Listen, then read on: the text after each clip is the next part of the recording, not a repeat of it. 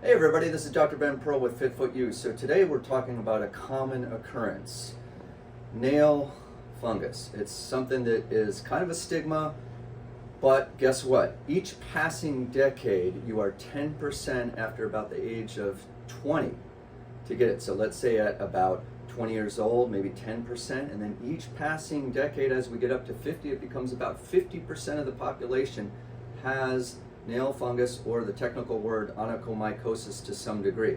So there are some good practical tips we can do. We're going to be disinfecting shoes. We're going to be using some sort of topical. You can use an oral, but there's an alternative, a tool that can help to get rid of the laser fungus, and we'll talk about it in a minute. I use the Genesis laser. I like this heat ablative laser because unlike the pinpoint laser, you're actually getting ablation and the wavelength of the infrared to help destroy the fungal spores. So in a minute, we're going to take a look at my toenails. I play a lot of soccer, do some skiing, do running, and my nails are constantly subject to trauma, microtrauma. So that makes the nail more susceptible because it smashes up the capillaries or small blood vessels at the end of the toe and then makes them more compromised so that the opportunistic fungal spores can set up shop right underneath your toenail. So in just a minute, we're going to take a look at my nails and then we're going to show how the laser works. Okay, so we're going to get this laser started in a second, but to recap, I like to wear shoes that have a lot of mesh, not a lot of leather, because mesh will breathe. I also wear a shoe that has enough room for the toes to spread out, and then also the sock is a breathing type sock as opposed to a cotton which isn't going to breathe as well. So fabrics like Cool Max, etc. Wool is also a good breathing sock. So if you look at my nail, it's a little bashed up from soccer.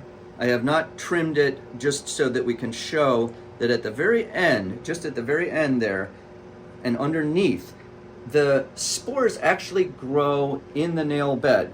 Now we're about to do the laser treatment. Okay, so to start off, safety-wise, we have special laser glasses, and then we're going to show you the focus beam right here, where the target is for the Genesis laser. This is the target beam, and my colleague is about to start firing away. Go ahead, please. And this is painless. Now, this will heat up a little bit, and you can see that my colleague is moving the tracer beam to the area. And let's focus just on the first so we can show the activity there, because we haven't even heated up that much. If we look on the side of the device itself, there is a little temperature gauge. So that also confirms how much heat there is. So we're at about 2 bars. We're going to do this a third time. And let's go over to the second toenail just to cool off a little bit, because I've had other treatments before, and as you've had other treatments in the past, and keep it moving, please, keep it moving to the other toenails, please, thank you, and keep moving all the way across all the nails. We'll just keep dancing across all the nails. As you've had treatments in the past, it can sensitize the nails slightly, so that is the importance of once the nail starts to heat up, you want to keep the laser moving. The expectation, okay, we can stop now the treatment. The expectation.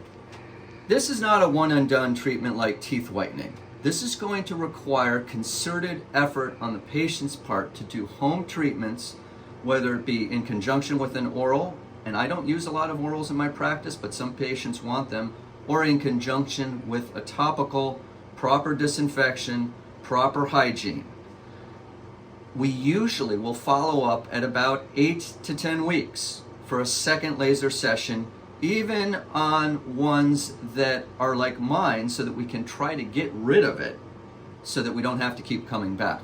There are very minor ones that we can, yes, cure in one treatment, but when I say cure, you have to keep in mind that this stuff is in the atmosphere, it's in the earth, it's in hotel rooms when you go to a hotel room in a warm environment.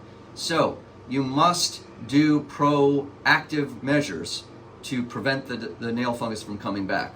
So we're going to take a look at my nails in the future after a couple of these treatments. Till next time, this is Dr. Ben Pearl with Fitfoot U.